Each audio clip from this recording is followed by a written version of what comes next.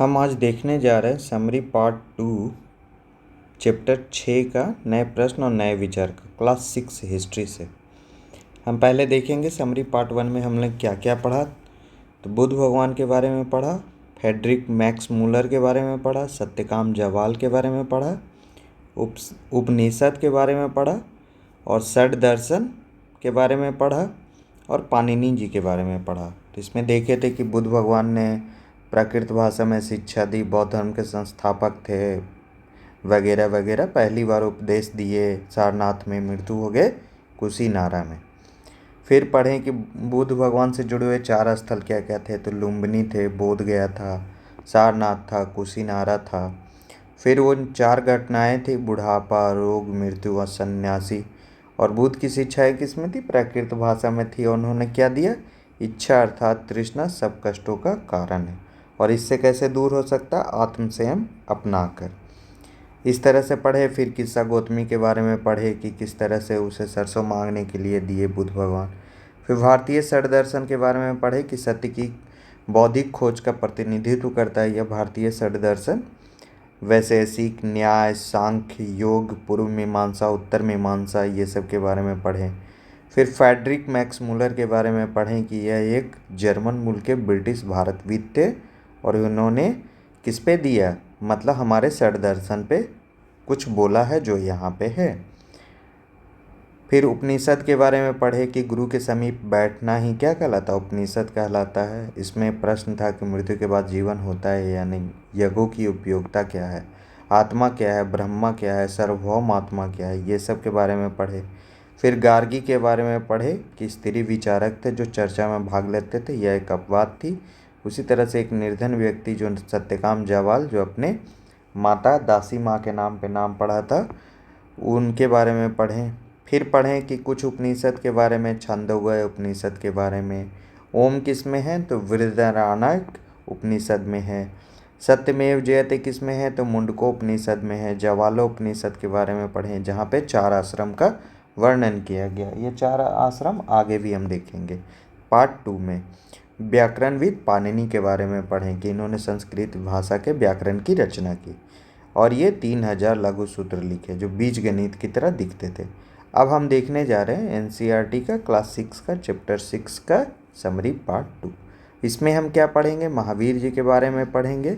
फिर बुद्ध भगवान के त्रिपिटक के बारे में पढ़ेंगे, संघ के बारे में पढ़ेंगे, बिहार के बारे में पढ़ेंगे कि बिहार क्या है। फिर इसमें पढ़ेंगे हम लोग आश्रम व्यवस्था के बारे में पढ़ेंगे। फिर जरस्तुत्र के बारे में पढ़ेंगे।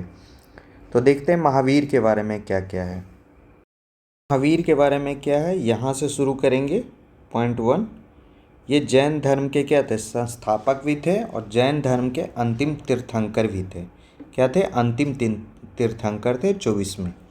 इनका जन्म हुआ था 599 ईस्वी पूर्व कुंडग्राम में, ये भी नालंदा जिला में है। और इनकी मृत्यु भी कहाँ हुई थी? तो नालंदा जिला के पावापुरी में हुई थी। इनके पिता का नाम सिद्धार्थ था, माता का नाम त्रिशला। संघ था वज्जी संघ से ये संबंध रखते थे और इनका कुल था लिच्छवी। जिस तरह से बुद्ध भगवान क्या थे? शाक्य गण्य से थे और ये भी क्षत्रिय थे और बुद्ध भगवान भी क्या थे? क्षत्रिय थे। ये 30 वर्ष में घर को छोड़ दिए। इनकी भाषा शिक्षा की क्या थी? प्राकृत भाषा थी। क्या थी? प्राकृत भाषा थी। और सबसे ज़्यादा इस धर्म को समर्थन मिला किससे? तो व्यापारियों से मिला। किससे मिला? व्यापारियों से मिला।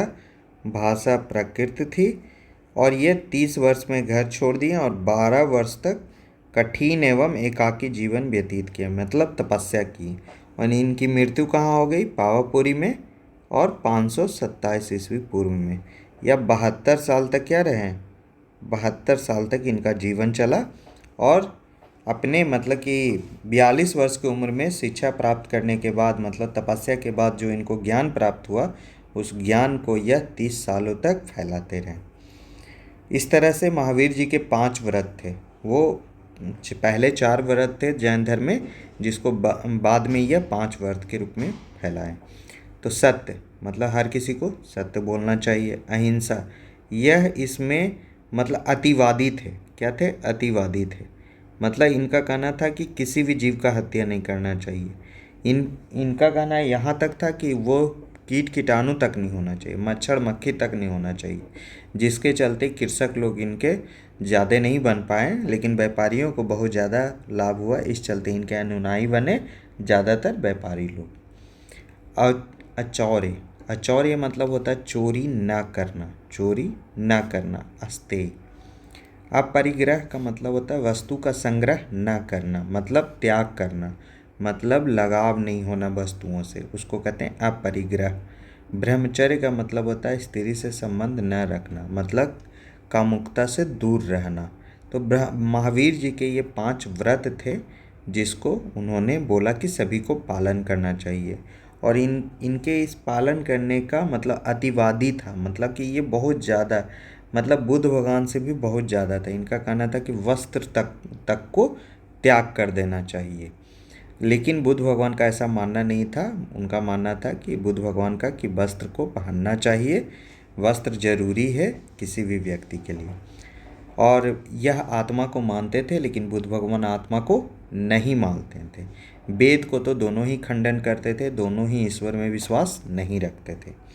इनके प्रथम शिष्य हुए जमाली, जो उनके दामाद थे, वो इनके प्रथम शिष्य हुए। और जैन धर्म की शिक्षाएं 1500 वर्ष पहले, मतलब 500 ईस्वी में लिखी गई।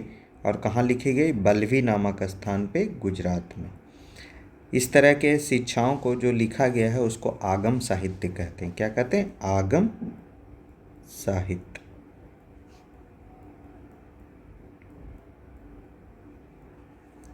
फिर देखेंगे हम लोग कि घर त्यागने वालों के लिए संघ बनाए गए।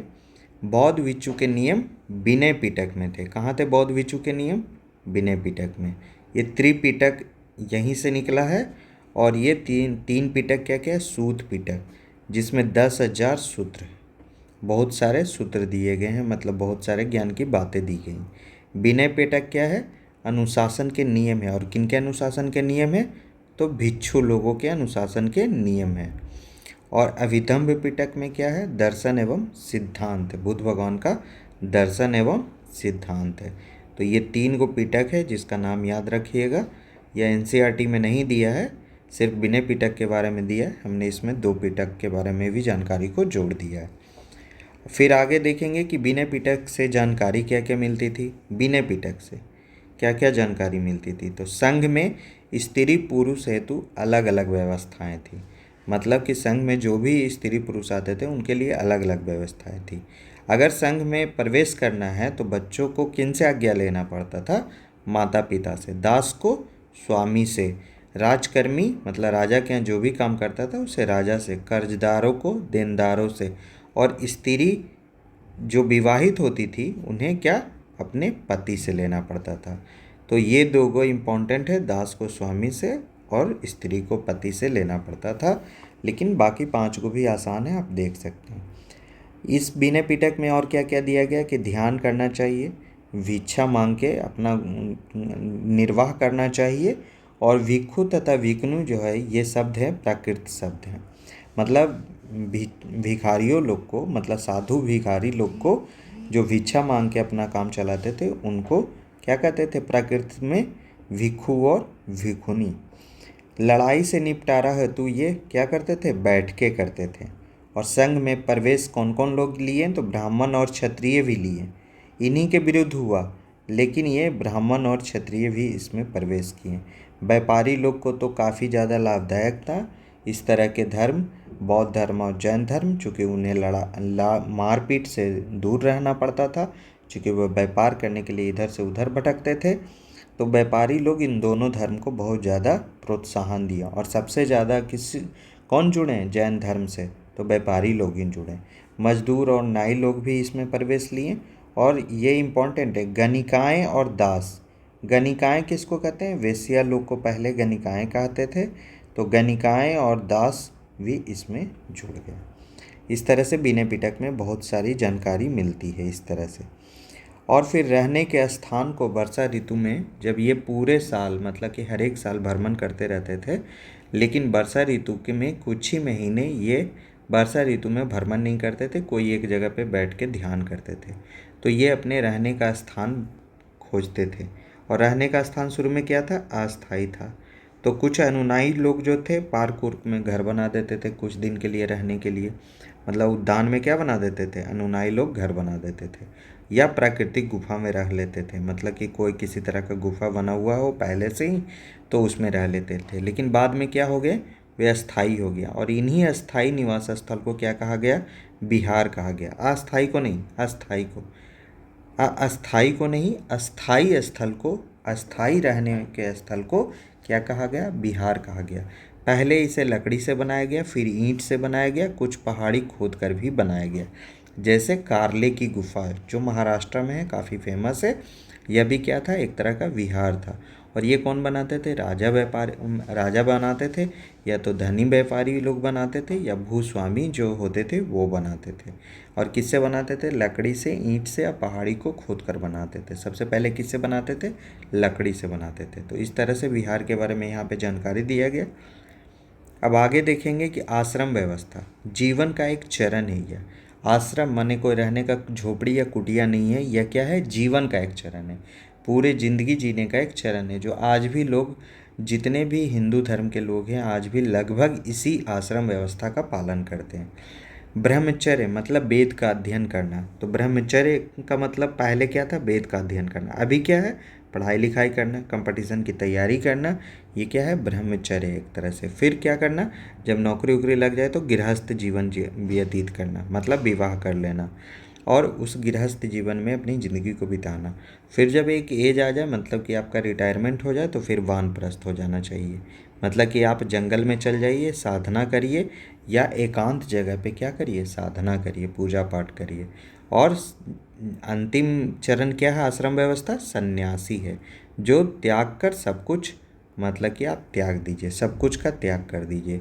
और ये जवालोपनिषद में इस चार, पहले तीन आश्रम चलते आ रहे थे और ये चौथा आश्रम को जब सत्यकाम जवाल जी ने जोड़ा, जो जवालोपनिषद में इसका वर्णन है। तो इसमें क्या था कि प्राय स्त्रियों को वेद पढ़ने की, इस आश्रम व्यवस्था में एक बात था कि प्राय स्त्रियों को वेद पढ़ने की अनुमति नहीं थी। वेद पढ़ने की अनुमति स्त्रियों को नहीं थी। और उन्हें अपने पतियों द्वारा पालन किए जाने वाले आश्रमों का ही अनुसरण करना होता था। अगर पति मान लिया कि गृहस्थ आश्रम में है तो वह गृहस्थ आश्रम में रहती थी। जब वह वानप्रस्थ हो जाते थे तो वानप्रस्थ आश्रम में चली जाती थी। और जब वो सन्यासी बन जाते थे तो वह भी सन्यासी बन जाती थी। मतलब अपने पति के सारे नियमों का अनुसरण करना काम था। उसी तरह से फिर देखेंगे कि सातवां, इसमें हम पहले भी बार बार बता चुके हैं कि एनसीईआरटी के बुक में बार बार हर एक चैप्टर में कहीं ना कहीं बाहर का कुछ न कुछ चर्चा किया गया। यहाँ कहाँ किया गया, ईरान का चर्चा किया गया। ईरान के एक धर्म के बारे में चर्चा किया गया जो बाद में क्या बन गया, पारसी लोग, पारसी धर्म बन गया। जरस्तुस्त्र के बारे में, जिस तरह से बुद्ध भगवान थे, जिस तरह से महावीर भगवान थे, उसी तरह से जरस्तुस्त्र भी एक ईरानी पैगंबर थे। उनके शिक्षा का संकलन जितना भी था जैन अवस्था में हुआ और इसकी भाषा काफ़ी ज़्यादा मिलती है वेद से। और मूल शिक्षा का सूत्र था सद्विचार, सद्वचन और सद्कार।